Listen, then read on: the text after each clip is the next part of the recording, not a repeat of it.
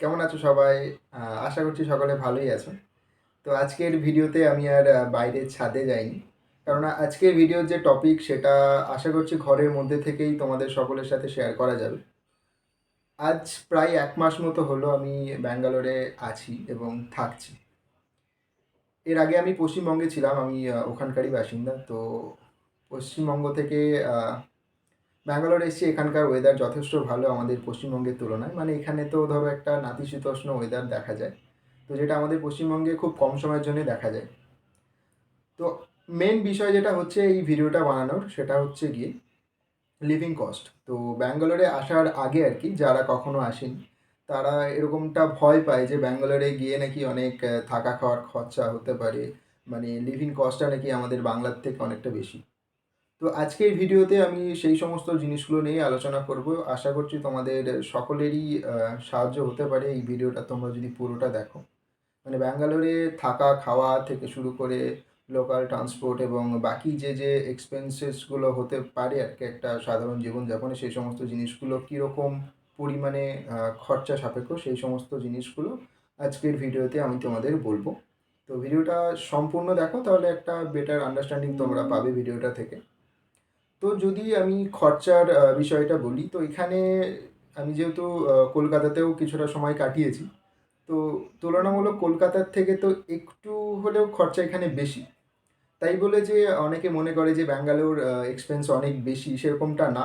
মানে মুম্বাইয়ের মতো অত এক্সপেন্স এখানে না। আমি যদিও মুম্বাইয়ে থাকিনি, তবুও আ কলকাতার তুলনায় এখানে খুব বেশি এক্সপেন্স না। মানে আমি বর্তমান সময়ে যে রুমে রয়েছি, মানে এই রুমটা হচ্ছে একটা 3 শেয়ারিং হোস্টেল বলতে পারো, পিজি বলতে পারো। তো যেটার জন্য রেন্ট আমাকে পে করতে হয় 7,000। তো 7,000 এর মধ্যে আমার ধরো ৩ বারকার খাবার রয়েছে। মানে সকালে ব্রেকফাস্ট, দুপুরে লাঞ্চ এবং রাত্রে ডিনার। এবং খাবারে যে রোজ একই খাবার দেয় সেরকমটা না, মানে উইকলি রোটেট হতে থাকে। সপ্তাহে ২ দিন চিকেন, চিকেন না খেলে পনির। তো এই সমস্ত ব্যবস্থাগুলো রয়েছে।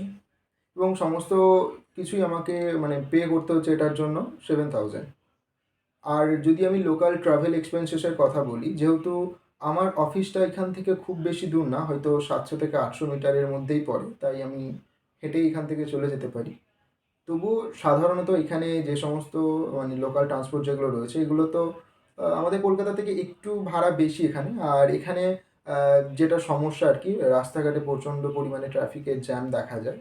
আর আরেকটা জিনিস যেটা দেখি আমাদের কলকাতাতে টোটো, অটোর প্রচণ্ড ভিড়-টির থাকে। তো এখানে টোটো তো আমি এখানে এসে থেকে একটাও দেখতে পাইনি।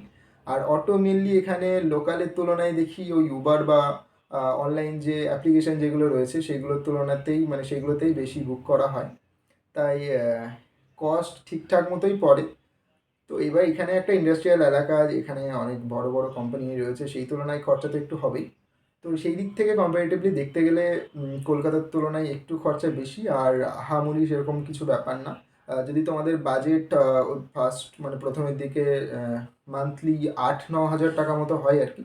তো তোমরা কিন্তু এখানে এসে থাকা খাওয়া আর তোমাদের যে লোকাল ট্রান্সপোর্ট সেটাও হয়ে যাবে। এবার যদি লোকাল ট্রান্সপোর্ট মানে তোমরা যেখানে থাকছো সেখান থেকে তোমাদের কর্মস্থল যদি বা তোমরা যেখানে যাওয়া আসা করবে সেটার দূরত্ব যদি বেশি হয়, তাহলে কিন্তু একটু কস্টটা ভেরি করতে পারে। তো আমি যেহেতু যেখানটায় থাকি সেখানে থেকে আমার অফিস মেনলি ওয়াকেবল ডিস্টেন্সের মধ্যেই পড়ে। তাই আমার ওই ৭ থেকে ৯ হাজার মানে ৭,০০০ টাকা তো এখানেই ভাড়া লাগে। তো ৯,০০০ ৮-৯ হাজারের মধ্যে আমার পুরো মাস কভার হয়ে যায়। তো এই একটা মাসের এক্সপেরিয়েন্স থেকে আমি এটা শেয়ার করলাম।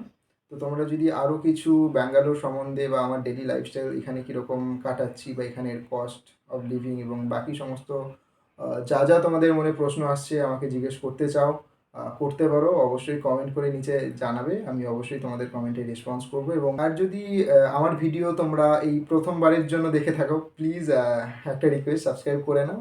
কেননা পরবর্তীকালে আমি এই ধরনের ভিডিও মানে আপডেট রিলেটেড ভিডিও আনতে চলেছি অনেক। সাবস্ক্রাইব করো, পাশে থাকো, নিজেদের প্রশ্নটা কমেন্টে জানাও। চলো দেখা হচ্ছে পরবর্তী ভিডিওতে, ততক্ষণের জন্য ধন্যবাদ।